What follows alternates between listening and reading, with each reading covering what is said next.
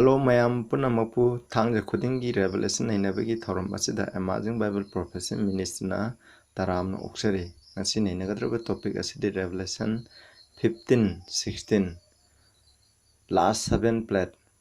part 1 asigi episode na 35 ni. Masigi maramda ikoina nainaminasi masigi chapter ani ase 7 plate ki maramda nainabase amaru ejnafsing masi ishona mana haibe indaba prithibida lairiba Prabhu Yesu Krishna hek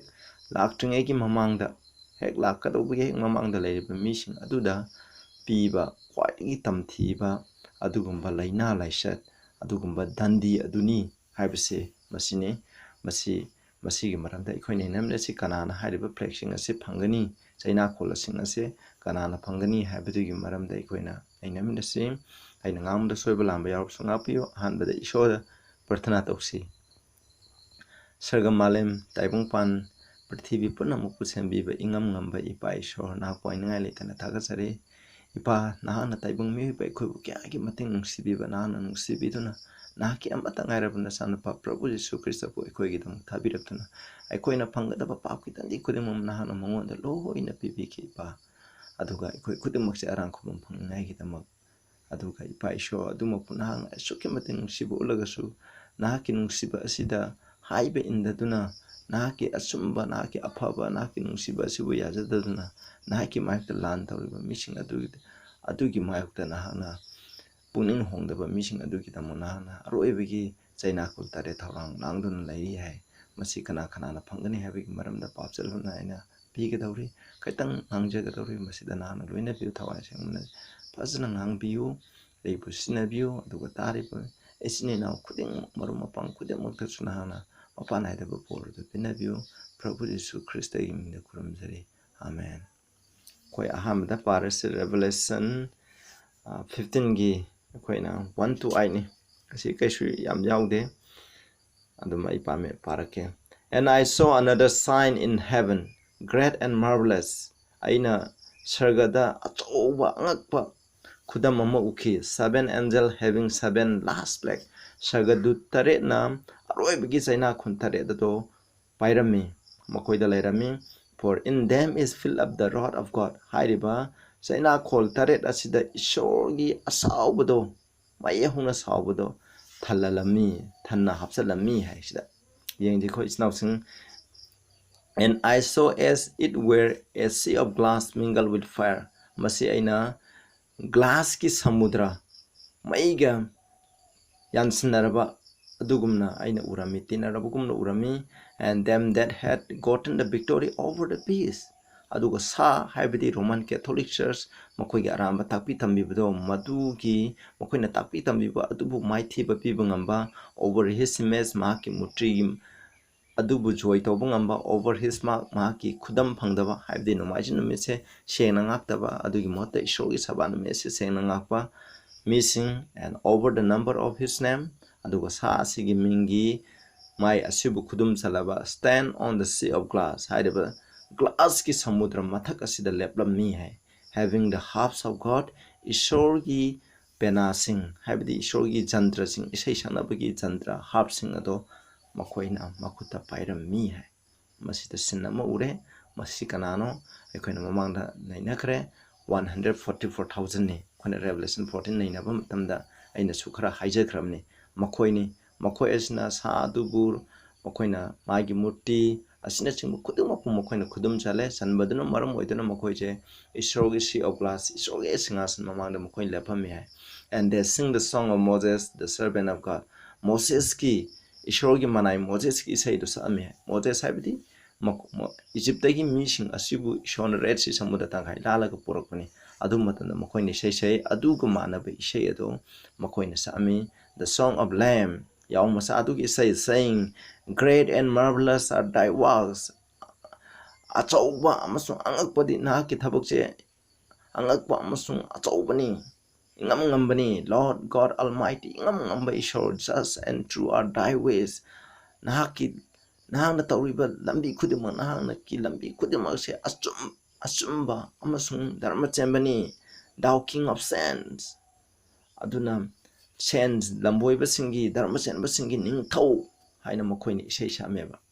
ꯑꯗꯨꯅ ꯃꯁꯤꯒꯤ ꯏꯁꯩꯁꯦ 144,000 ꯍꯥꯏꯗꯤ ꯍꯤꯡꯅ ꯍꯤꯡꯅ ꯁꯤꯗꯅ ꯁꯔꯒ ꯆꯠꯀꯗꯕ ꯑꯗꯨꯒꯨꯝꯕ ꯃꯤꯁꯤꯡ ꯑꯔꯣꯏꯕꯒꯤ ꯏꯁꯨ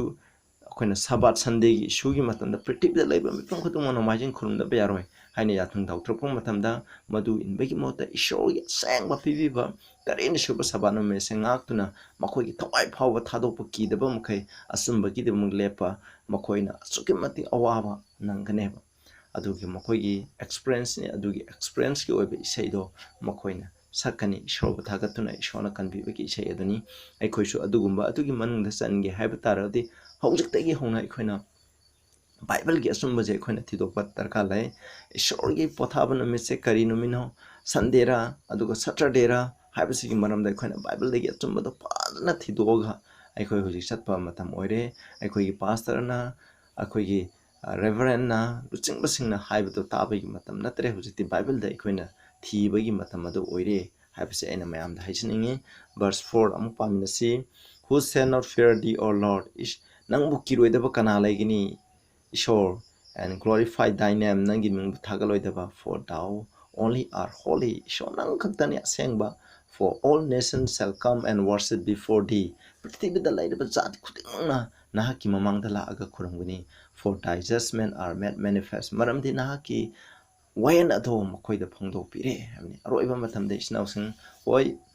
ꯄ꯭ꯔꯤꯊꯤꯕꯤꯗ ꯏꯁꯣꯔꯕꯨ ꯀꯤꯅ ꯏꯁꯣꯔꯒꯤ ꯑꯆꯨꯝꯕ ꯄ꯭ꯔꯚꯨꯒꯤ ꯅꯨꯡꯁꯤꯕ ꯑꯗꯨꯗ ꯈꯪꯂꯒ ꯂꯥꯛꯄ ꯃꯤ ꯀꯌꯥꯃꯔꯣꯝꯁꯨ ꯂꯩꯒꯅꯤ ꯑꯗꯨ ꯅꯠꯇꯕ ꯑꯔꯣꯏꯕ ꯃꯇꯝꯗ ꯏꯁꯣꯔꯅ ꯎꯠꯄꯤꯕ ꯃꯇꯝꯗ ꯃꯍꯥꯛꯀꯤ ꯑꯉꯛꯄ ꯃꯌꯥꯝ ꯎꯠꯄ ꯃꯇꯝꯗ ꯄ꯭ꯔꯤꯊꯤꯕꯤꯗ ꯏꯁꯣꯔꯕꯨ ꯈ꯭ꯔꯤꯁꯇꯕꯨ ꯌꯥꯈꯤꯗꯕ ꯃꯤ ꯀꯌꯥꯃꯔꯣꯝ ꯂꯩꯔꯒꯁꯨ ꯃꯈꯣꯏꯅ ꯑꯔꯣꯏꯕ ꯃꯇꯝꯗꯗꯤ ꯃꯈꯣꯏ ꯂꯥꯜꯂꯦ ꯍꯥꯏꯕꯁꯤ ꯏꯁꯣꯔꯅ ꯇꯧꯕꯤꯈꯤꯕ ꯃꯌꯥꯝ ꯑꯁꯤꯒꯤ ꯃꯄꯥꯟꯅ ꯈꯪꯒꯅꯤ ꯈꯪꯂꯀꯥꯟꯗ ꯃꯈꯣꯏꯅ ꯏꯁꯣꯔꯕꯨ ꯈꯨꯔꯨꯝꯒꯅꯤ ꯍꯣꯏ ꯑꯗꯨ ꯃꯇꯝꯗ ꯃꯈꯣꯏꯅ ꯈꯨꯔꯨꯝꯃꯤꯕꯁꯦ ꯃꯈꯣꯏꯅ ꯑꯔꯥꯡ ꯈꯨꯕꯝ ꯐꯪꯒꯅꯤ ꯍꯥꯏꯕꯒꯤ ꯅꯠꯇꯦ ꯏꯁꯣꯔꯁꯦ ꯑꯆꯨꯝꯕꯅꯤ ꯍꯥꯏꯕꯗꯣ ꯃꯈꯣꯏꯒꯤ ꯊꯃꯣꯏꯗ ꯑꯀꯤꯕ ꯐꯥꯎꯕ ꯑꯗꯨꯒ ꯏꯁꯣꯔꯅ ꯆꯨꯝꯃꯤ ꯍꯥꯏꯕꯗꯣ ꯃꯗꯨ ꯐꯣꯡꯗꯣꯛꯅꯤꯡꯉꯥꯏꯒꯤꯗꯃꯛ ꯑꯗꯨꯒꯨꯝꯕ ꯑꯦꯛꯁꯄꯤꯔꯤꯌꯦꯟꯁꯅꯤ verse 5 and after that I look ꯑꯗꯨꯒꯤ ꯃꯇꯨꯡꯗ ꯑꯩꯅ ꯌꯦꯡꯉꯦ behold the temple of tabernacle of testimony in heaven was open ꯁꯔꯒꯗ ꯁꯥꯈꯤꯒꯤ tabernacle ꯑꯣꯏꯕ ꯂꯥꯏꯁꯪ ꯏꯁꯣꯔꯒꯤ ꯂꯥꯏꯁꯪ ꯑꯗꯨ ꯁꯔꯒꯗ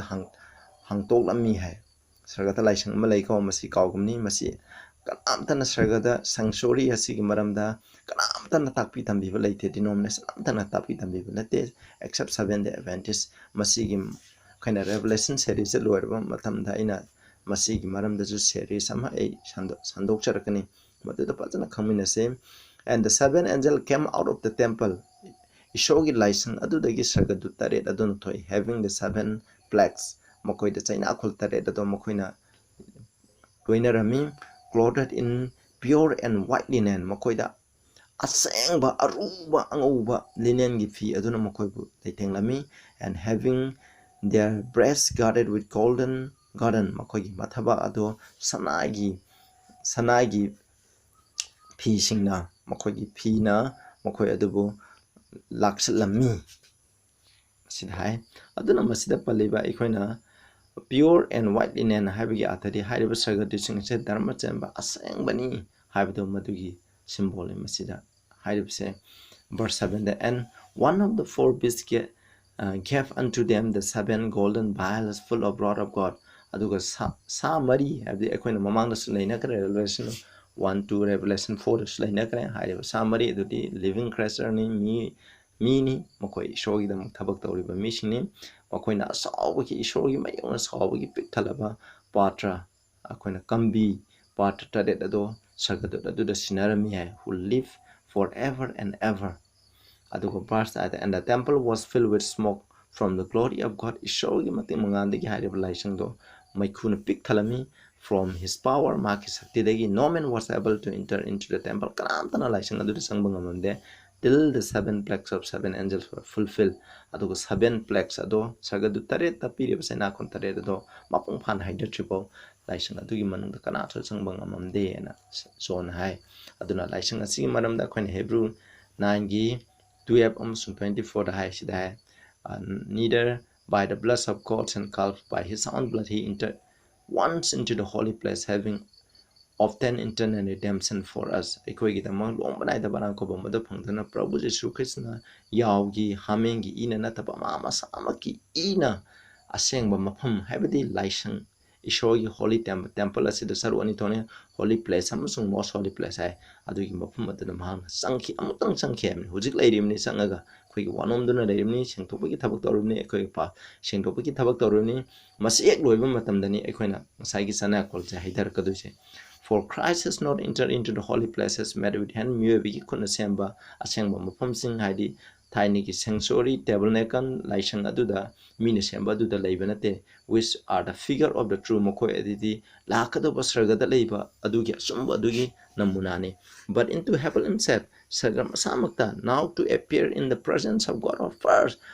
For us, Koigamo is showing Mama the Mahus, Lebly Hammy, Christana. aduna laisangda hojik Prabhu Jesu Krishna lairi aikoi hojik Krista ta sangja bagi matamni aikoina pap pataba pap mayam trom su aikoi pap namak loina na Prabhu da sangaga piraga piba matamda aikoi ki pap ko pigini mana pung hum pinagini anobo punse mahingba bon hojik aikoi matam lairi Prabhu na haideba laisang asidagi aikoi hojik maki ina ipa papi asina aikhoina Prabhu Jesu Krista bu loksanba matamda Prabhu na lepigini aina cross atabi kibe yese magi damaktani ipa isho haina maki ido piraga ullaga magi makhong makhut dak adai aikhoina tingkhangi luhup ukibaki makoki da makhut ki da khudima du utune pa ma khogi pap sing ase kopiu hana Prabhu na haijagani adu matamda yabigani sinausing hujing matam leiri aikhoi kaisu waningai leite habis aikoina phattaba kya tawram labasu aikoi phung hongduna isoda sangjasi isona aikoi bojing ngai biba matamni habisina masini Revelation 15 masina introduction ni habidi 7 plagues asigi haidani ngai gi thorang tawbodo aikoi amus Revelation 16 yengminasi koina first 4 plagues se masigi maram dai koina samlam dai khoi yengminasi aina so aikre isogi mayong na sawbi chaina khola se karamba matamda pigni haiba matamda Prabhu na sanctuary manungdagi hai laisang manungdagi hek tholalaga prithvi da laiba kachauba crisis aikoina hore makhada sulakani prithvi se ishon sa adu na haiba ingadara magi khudam nomaijing khuram gadara ishogi asengba saba khuram gadara haiba gi issue je loirba matunda close of probation loirba aina phangadaba aigi laibuk ador mi singna loina lepsa khraba matamda aikhoigi laibuk fixed lep khraba matamda ishona aikhoigi dama Christian aikhoigi dama mona haijabi ba punamu loirba matunda haiba chaina kholase ishona haiba indaba missing aduda pigidaba chaina kholni haiba sigi maramda aikoi khara yengminase akoina point amkhak chaina kholasing maramda number 1 da haiba plague sing ase worldwide oigini masi three angel sogi Revelation 14 6 to 12 na tim pang kuding da sandopogona masigi plague sasi oigini haibani aduga number 2 da masigi plague sing ase universal oro hadi ahanba plague che haidaba mathamda prithvi da laiba kuding mut oina phangadaba nati masi prithvi gi ahanba plague asina kanaguma mi kanglup amada ama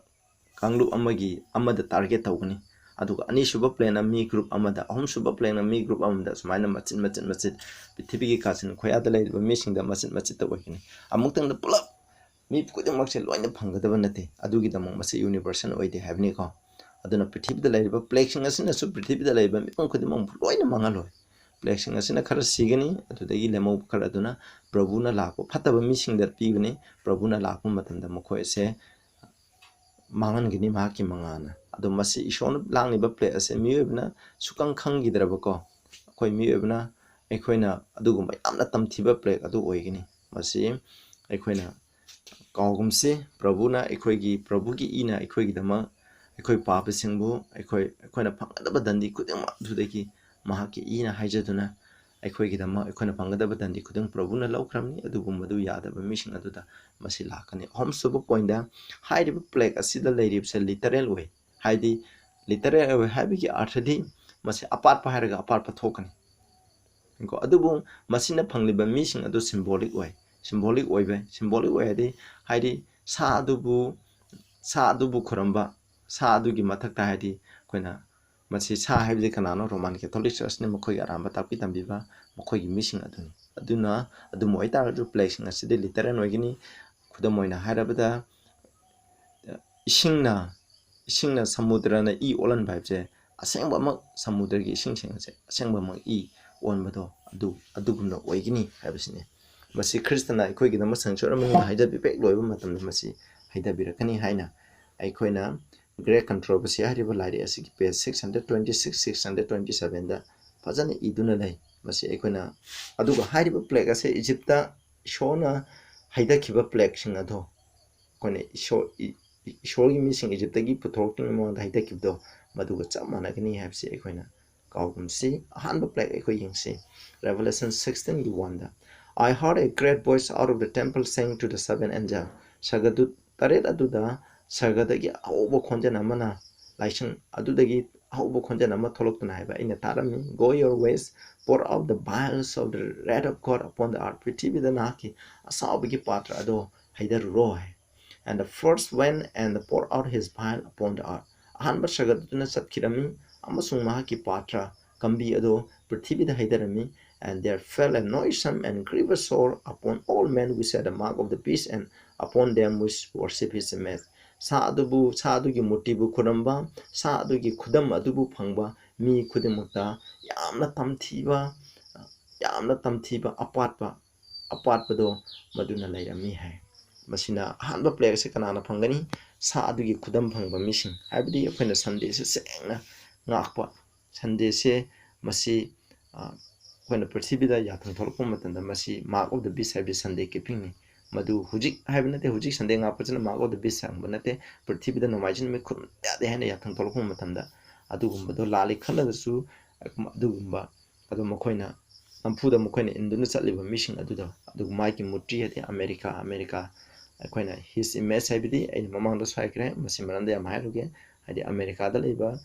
Mukhogi religious ki sakti na mukhogi state government bu control toroga adugum palakpa matamda false protection sing ase masine maduna mukhoina tawdaba ya dhara ko matamda maduni magi image id roman catholic chap mana system ama america da lakani haiba adugumba system maduna haiba information aduda phangani habse masi yamna tamthiba chaina kolomo egni masi laina ase kanana su doctor na kanana su masi lying duna phagam ngudam nate aduna missing ase partner maram moidana mokoina sukimati tank thagani adune masi aikoina kaugumse aikoina missing mokoigi thabak kanjaningai gi damok mokoi chara sakari sagani chara hendeningai gi damok sa adu khudam da mokoina ya saki maduna maram moidana ishona hojiti hari chaina kolase pibni haibse masini ekoja sigumba ahan chaina kolase phangindira de aikoina sa si khudam se karino habse khangba darkal masi phangningai aikoina honaji ani subada The second angel poured out his vial upon the sea. Anishuba Sagadutuna Maki Patra Adu, Samudra the Hidarami, it became as the blood of dead man. Asiba Migi Igum Ore. Mi Shiba Matamda Equa Asiba Mideki Tolopa Ido Adugum Ore. Every living soul died in the sea. Samudra the labor mi couldn't me. Madam de mi Asiba Migi Iji Nanang Lawe. Aduna Ishing the Nanang Lawe Ido Oirakani.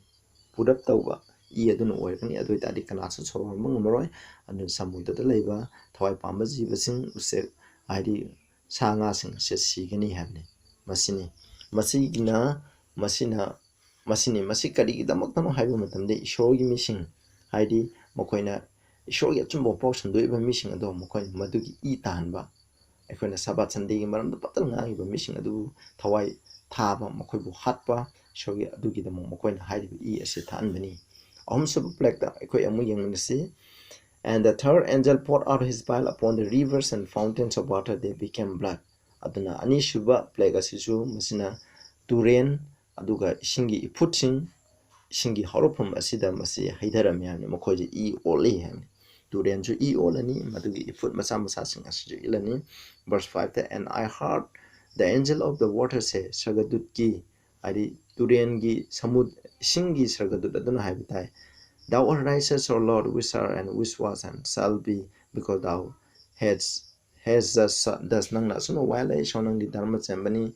Hana Sulay Keraba, Hoshu, or Batung the Sulakadaba Nahani, Heidi Matam Kuring the labor Ishoni hai. Basin have this Shingi Saga to have and the particular labor pan Kudimose, Lady Kampan, Lady Kudimose, Shona Mokoishan, a bit of Saga to sing the Sene Heaven Masini. Masikari sing the Hidari, you know, I will Marampiri, verse 6. For they have said the blood of the saints and the prophet Mokoina show ye Dharma Samba mission my choking Mokoina gi E Tan Begida Motani Thou hast given them blood to drink, for they are worthy. Makoida I tahale isori missing my choking hale, Madu the Momokoida eaten I piveni heaven. Masina plaque asina Tauribase, isori missing isori opox and open missing Ado Mokoi adubu hat begi the mo eat and begi the mo Mokoi adu the pivene Masina second group hypse Masi group asidani. When period atamnana aduka second plague na Samudrada label sing adudani Idemigi Chinja ado matpani. And I heard another out of the altar say, Even so, Lord Almighty, true and righteous are thy judgments. Aduga Madu Matunda altar de Saga Konjan Amana Hai,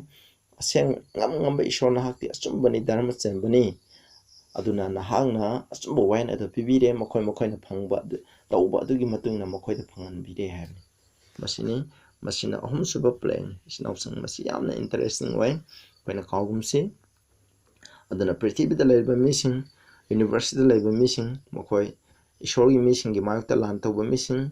Moroina, Ishogo Pox and Deva missing, Mokoi Hatke to Kahanatoba, Mokoi the Hatpiki the Mokoi the Dipiki the Monk, Nakoin the Sando Lali, Happy the Monk, Shona, Ishogi missing, Dharmasemba missing my joking, Happy the Monk, Masigi than the Pini, other Machine, Masigi, third play, targets him, Adugumba missing, Adudane, Quena Marie Shuba Muyam Nasigo. And the four angels poured out his bile upon the sun, Nomita. Maki Patra to Haiderame, power was given unto him to scorch men with fire. Aduga Numit Asina Sakti Pirami Haiba Numiki Mangana mission as a Saktikla Miham. And the men were scorched with great heat. Akanba Maishana mission as a Katelami, blaspheme the name of God, Tumorabu, Mokone showing him Tinanami, we set power over this black Haiba Sakti Sing Asigi, Lenakola Sigi Sakti Ladiba Ishore. Asida Mokoina Tinanami, they repented not to give their him glory. Atom oina Mokoina, Punging Hunde. Taibung Migi can Tibazeko. Mokoi Lale haps a Kanga Pow Mokoi Pununde. Sugumba Tam Tibasena con Peter Power. Punung and the Masi, Pataba Migi Madam Chane. Pataba mi hat with the Haling Balater Punung, the Missioner, Minung Shamta Yaude. Mokoin Patna Tam Tiba Puragasu, Saidagasu, Makutkalasu, Tau de have a Duguma Mini, Madam de Pap the Lai Shukraba Mise, Setanalam Sinkraba Mise, Masini. Aduga Masigi plague as in a hydrogen numita Hunko, Sakti Pirigan Mina Charlie, Karigamo numita Sakti Piribno, Hibes Equayam in a sim. Madam D, Pretty the labor, Royal Matam, the Equi labor, Matan, who's pretty the labor mission, no margin of Mrs. Cheinakhol. Aduna no margin as his son, Quena numit as a Quena line in a cromel. Masi cried the hour in Nimrod Babylon, the Horoponi, Technic Mamangi Babel. The Horoponi have said among the someone hijacker, Madugi system, Maduni Roman Catholic system, the Horoganoma. Ishon people that any Shuban Mikimota Mokoina, Numitki Numit, no margin numit as a Masi not living. Pretty the labor Mipun Kudima, Numit Kunumdaba, Jart lady. Adana Masina Pidi said, pretty the labor missing, Numit Kurumba missing, no margin message, saying Hannah, not even missing. Aduguma missing Aduda must be named Madam Dimocoina Kurum Derban midline Haribasina Mokoi Mataka Sahan Bani Hibase Equina Kogum C. Aduna Mina Sambiban Niti New Matan Ishona no Mira Sikari the Musambino Toy Pamba Jibasing Equi the energy do being I the Mishona Sambiban Mangala said Shona Pibi never Adugumba Numit Sambi by Shokurum Begimota Numit Ase Mokoina line in a Kurumi Base must say quite get upon with Zibani. Aduna Adugumba Adugumba missing Adugimatam Madu the Pigadamni, Economizing Mrs. Kurungumsin, Nomizing Abse, Numitkin Numid Haveni, Adug missing Protib the labor, Aduna, Nomizing Kurumba missing, Adugan Numitse, Shone and a Kurumba Mikang Lupsin Asida, Masigi, Tainakolas, Pigne, Masini Comarishuba, Adubu, Hideba Matamasida, Shone could the people promised Dissini. I just tried to give 15-16 that some high Aduga Shidai. When the poor and needy seek water, there is none, and their tongue felleth for trust. When Aramba mission, Awanataba mission ishing Tangai the Mutibam Matanda Mokoina Pangway. I, the Lord, will hear them, Aduaina, Tabigini, the God of Israel. The God of Israel, will not forsake them. Tadu people have nation, I quite people promise. Kiada Pazakrava promise Nasan, Equina Kogum say. The Lord is thy keeper, the Lord is thy set upon thy right hand. The sun shall not smite thee by day, nor the moon by night. Aduguma matam the Namina Koi Saktan Gadam Matam Thai Mangana Koi Saktan Gadam Matam Aduda, Ishona Equaking Apis and be mini हाइबसे अखोइना साम्स असिदा पल्ली अदुना अखोइ काउगुमसी अदुना अखोइ इशोरदा थाजदुना लैसी हाइबसिने अदुगुम plague फंगदबा missing अदुगी मनुंगदा ओइगुमसे अखोइना मखा ताना लेमहौरिबा प्लेगसिंग 5 6 7 असिगी मरमदा अखोइना मखादा अमुक फजना नैनसी सिनाउसे काउगुमसी हाइबा प्लेगसिंग असे लिटरेनी मसी मी ग्रुप ग्रुपदा प्लेगसिंग असिना हाइदि मथंग मथंग मी ग्रुप असिदा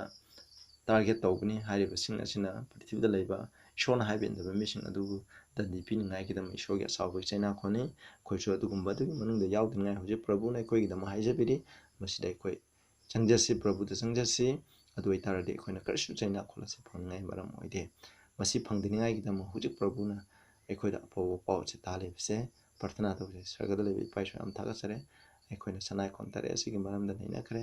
अखोइना नैनाखरबु खुदिमक नाना काउहनबिगनु अखोइ असिगुम्बा चैनाखोल फंगबा मिसिंग अदुगी मनुंगदा अखोइ याउहनबिगनु नाकि असुम्बा दुदा अखोइ लाक्पु मनबियु प्रभु यीशुगी मिंगदा खुरुमजरि आमेन।